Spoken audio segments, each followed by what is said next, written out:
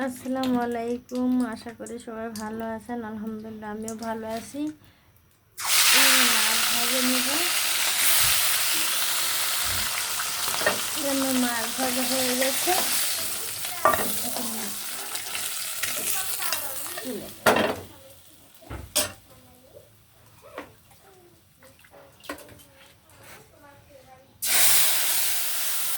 আমি মশলাটা কষাই নেব, ততক্ষণে মশলাটা যেমন মশলা কষানো হয়ে গেছে। আমি এখন বেগুন আর শিম দিয়ে দিচ্ছি, একটু পানি দিয়ে দিব।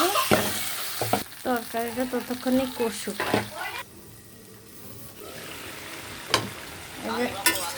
আমার তরকারি কষানো হয়ে গেছে, আমি এখন টমেটোটা দিয়ে দেব। সিম টমেটো কষবি, তারপর আমি ঝোল দিয়ে দেব। এই যে আমার তরকারি কষানো হয়ে গেছে, আমি এখন তরকারি ঝোল দিয়ে দেব।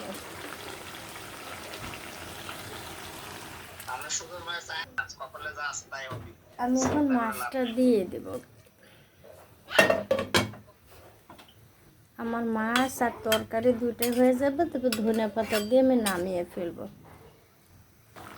এখন ধনে পাতা দিয়ে দিলাম।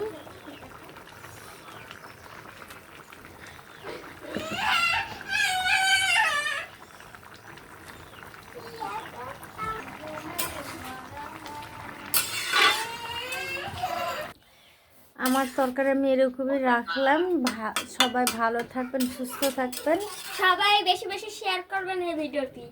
আল্লাহ হাফিজ।